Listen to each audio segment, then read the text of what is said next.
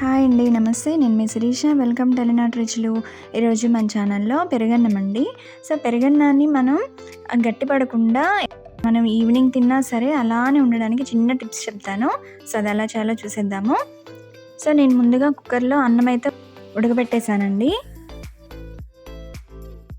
So, అన్నాన్ని మనం ఒక హాఫ్ గ్లాస్ ఎక్స్ట్రా వాటర్ పోసుకొని మెత్తగా ఉడికించుకోవాలి. వేడిగా ఉన్నప్పుడే గరిటె తీసుకొని మెత్తగా ఇలాగా పొంగల్కి చేసినట్టుగా స్మాష్ చేసుకోవాలి. ఇప్పుడు కొంచెం వాటర్ పోసుకొని దీన్ని కొంచెం లూజ్గా చేసుకోవాలి. అంటే ముద్దలాగా ఫామ్ అవ్వాలి. చూడండి, ఇలాగా ఉండాలన్నమాట. అన్నం అయితే ఈజీగా కలిసిపోతుందండి అన్నము. మనం మామూలు అన్నంలో కలిపినప్పుడు మనం కాసేపటికి గట్టిపడిపోతుంటుంది. సో, ఇలా గనక చేశారంటే మీకు పెరుగన్నం సాయంత్రం అయినా సరే అలానే ఉంటుంది. మీరు ఇప్పుడు ఎలా అయితే కలుపుతారో ఈవినింగ్ కూడా అలానే ఉంటుంది. చాలా బాగుంటుంది. సో, అన్నం అయితే రెడీ అయిపోయింది. ఇప్పుడు ప్యాన్ పెట్టుకున్నాను. ఒక 3 స్పూన్స్ ఆయిల్ వేసుకున్నాను.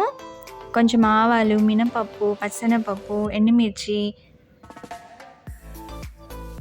అన్నీ వేసుకొని కలుపుకోవాలి. జీడిపప్పు అండి, ఇది ఆప్షనల్. మీకు ఇంట్రెస్ట్ ఉంటే వేసుకోండి, లేకపోతే లేదు. టేస్ట్ అయితే బాగుంటుంది. ఇవి కొంచెం ఎర్రగా వేగిన తర్వాత కరివేపాకు కూడా వేసేసుకోవాలి. ఇవన్నీ చిటపటానిన తర్వాత సన్నగా కట్ చేసిన పచ్చిమిర్చి, అల్లం కూడా వేసుకుంటున్నాను. అన్నీ వేసుకొని బాగా కలిపేసుకోవాలి.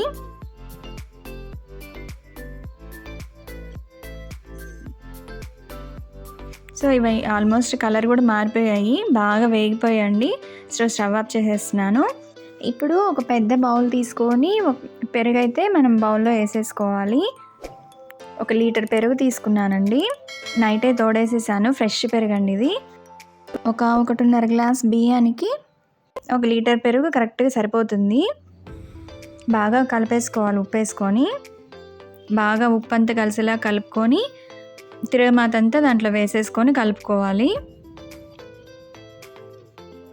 బాగా కలిసేలాగా కలుపుకోవాలి. ఇప్పుడు మనం ముందుగా రైస్ ఉడికించుకున్నాం కదా, చూసుకుంటూ వేసుకోవాలండి. ఎంత సరిపోతే అంతే వేసుకుందాం. గట్టిగా కలపకూడదు.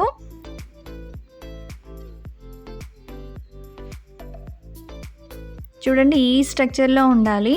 ఈ స్ట్రక్చర్ ఇంకా అన్నం వేసామంటే గట్టిగా అయిపోతుంది. ఇలా ఉంటే సరిపోతుంది అనమాట. సో, చివరిగా కొత్తిమీర వేసేసి సర్వ్ చేస్తున్నాను. చూడండి, ఇలానే ఉంటుందండి. మీకు చాలా బాగుంటుంది. గట్టిగా అస్సలు పడదు. టేస్ట్ అయితే చాలా చాలా బాగుంటుంది. సో, మీరు కూడా ట్రై చేసి ఎలా వచ్చిందో కామెంట్ చేయండి. Thank you for watching.